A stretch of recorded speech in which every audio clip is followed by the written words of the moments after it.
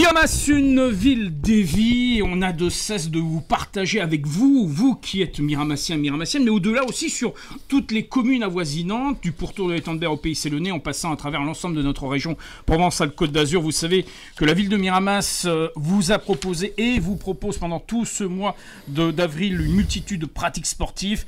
Vous retrouverez bien sûr tous les renseignements complémentaires sur le site internet de la ville et sur la page Facebook Ville de Miramas, où on vous donne tous les éléments pour que vous puissiez vous guider. Sachez aussi que Instagram, TikTok, tous les réseaux sont concernés pour les activités multiples que vous pouvez pratiquer sur la commune. Monsieur le maire, je me tourne une nouvelle fois vers vous parce qu'on a parlé de sport, ce qui est en tout cas l'une des excellences de Miramas. Autre excellence de Miramas, c'est le développement durable. Et ça, vous y tenez depuis de nombreuses années. La preuve en est, c'est toutes les implications qui vont se dévoiler pendant ce mois de mai qui va venir, avec bien sûr Nature en Fête.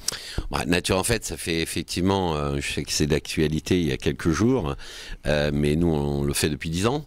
Tout à fait. On le fait depuis 10 ans autour de la pédagogie, là encore du bien-être, de se retrouver sur des actes éco-citoyens, on appelle ça avec ces formules, mais sur du bon sens permanent pour préserver la nature et essayer de consommer moins de déchets, d'avoir des pratiques vertueuses. Donc ça sera évidemment à Cabas où on va retrouver ce lieu magique pour le faire, puisque depuis 2 ans on n'avait pas pu le faire.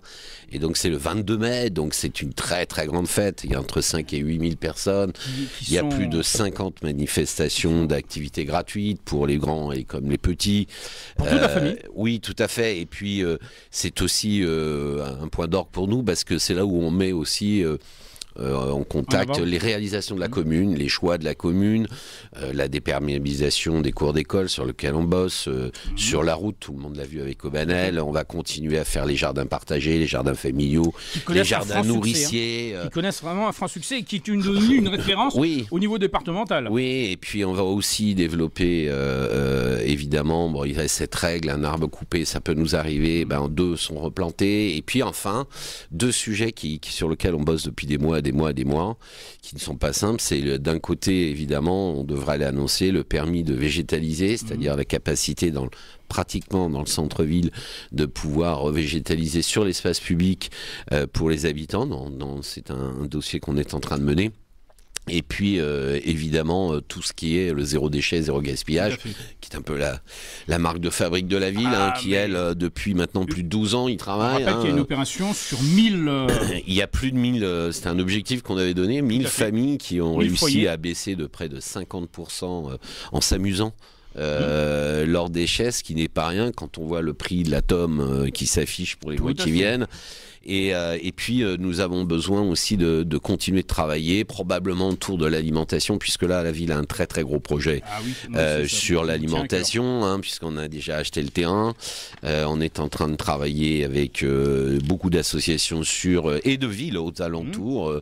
Je cite Saint-Chamond, et mon ami Didier Kelfin, Grance avec le nouveau maire, Monsieur Léandry, et peut-être Cornillon aussi. On travaille avec un certain nombre de communes pour créer effectivement un établissement, une unité de production bio, d'alimentation pour toutes nos écoles.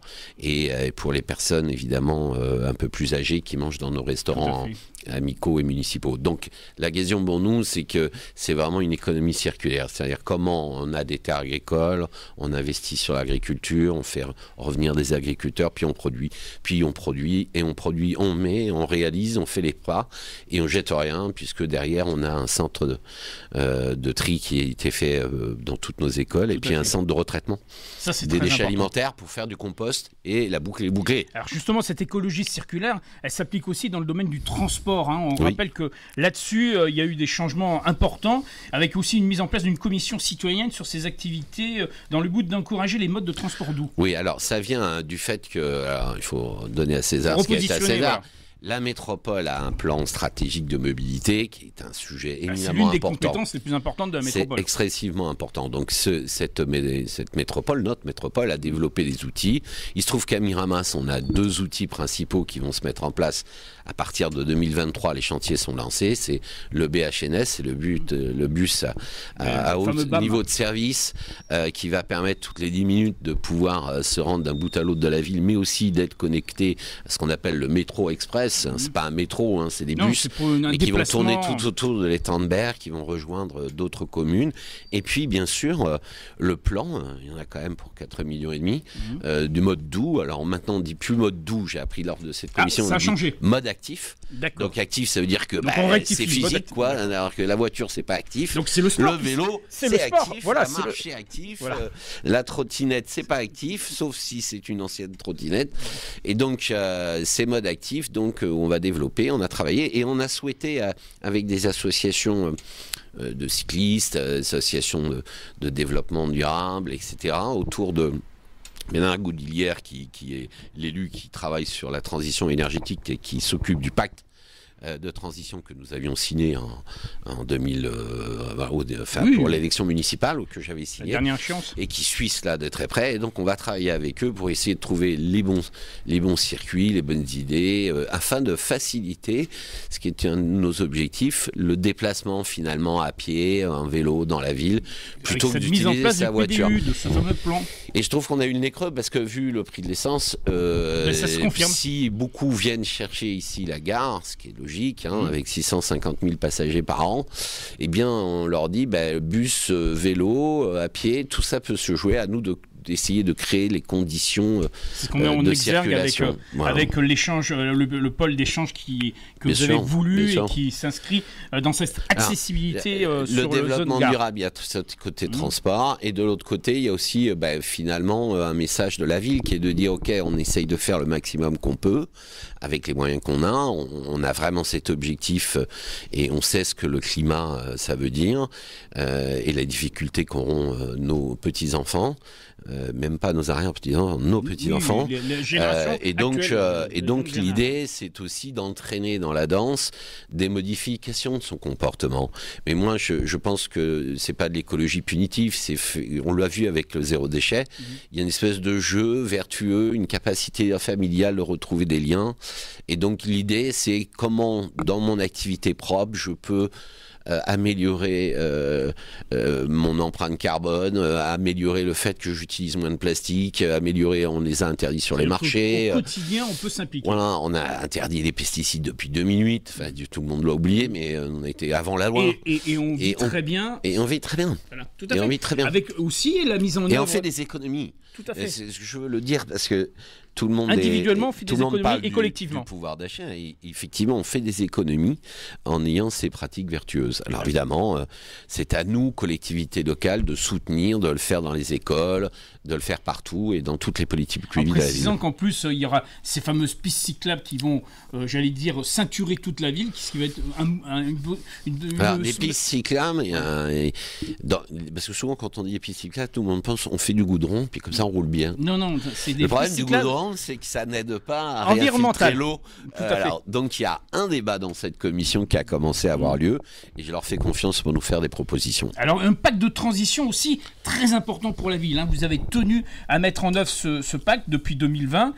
Ce pacte qui propose aux citoyens et aux élus d'œuvrer ensemble à travers la commune, à travers des actions écologiques, solidaires et démocratiques. 32 mesures concrètes ont été quand même mises en œuvre déjà. 32 mesures. Que l'on surveille parce que là il s'agit de la production de la ville elle-même et des politiques publiques dans le cadre de sa ville. Donc d'être l'exemple de ses propres déchets, de par exemple consommer moins dans l'espace public d'électricité, donc là de gaz particulièrement. Il y a eu un reportage qui a été fait. Cette réaction qui a été menée il y a très peu de temps. On arrive à mieux maîtriser la consommation de gaz. On a fait d'énormes économies.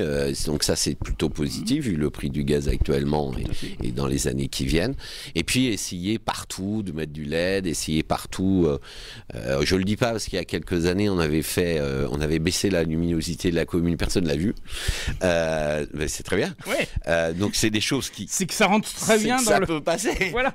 Alors le noir complet, je sais qu'il y en a qui le tentent en ce moment. C'est un peu compliqué parce que j'ai bien compris qu'il le faisait pas dans les centres-villes, mais tout autour dans les villas, etc. perdus, pourquoi pas. Mais nous, on essaye d'avoir une gestion un peu plus serrée, en sachant qu'on a encore des progrès à faire, parce que les eurodateurs, etc., sont encore mécaniques, il faut qu'on aille vers l'automatisation. Ça demande un changement complet des réseaux. Et beaucoup d'investissements. Beaucoup d'investissements. Mais en tout cas, on l'a fait à Saint-Suspy, et moi, je m'en réjouis. Et puis, évidemment, c'est aussi tous les travaux qu'on va faire dans la ville pour améliorer la basse énergie de nos bâtiments, le faire qu'on construit des écoles avec des labels extrêmement puissants sur le développement durable, qu'on travaille beaucoup sous la géothermie par rapport à nos nouvelles écoles, qu'on va essayer de faire en sorte de les protéger du soleil et de la chaleur, qui est un vrai sujet, et du froid, qu'on va essayer d'utiliser des matériaux locaux. Et donc cette logique-là, elle est lancée sur la ville, elle est lancée dans les marchés publics, elle est lancée dans toutes ces procédures internes qu'il y a à la mairie. Et nous avons entraîné les partenaires privés. Ce que je recevais il y a quelques jours encore, et je les en remercie, la fédération régionale du BTP, qui sont venus discuter avec nous sur la vertu de ce qui n'est plus un déchet, mais une valeur ajoutée de tout ce qu'on détruit, qui peut être réutilisable, c'est le réemploi. Et ils sont venus nous voir, nous à Miramas, parce qu'on a un peu d'avance, et on leur a dit qu'on était d'accord pour travailler avec eux, et de prendre en compte la totalité des travaux sur la ville. Ça, nous l'avions déjà fait, de qualifier ces pseudo-déchets qui sont en fait des vraies valeurs, des vraies ressources, voilà, c'est le mot que je cherchais, de vraies ressources, et de nous permettre de pouvoir trouver de façon plus vertueuse, d'aller chercher moins avec des camions, je sais pas où, dans les carrières, et plutôt de réutiliser les choses. En local. On en parle dans un instant, on va marquer une dernière pause, et on se retrouve dans quelques minutes avec Miramas, une ville dédiée.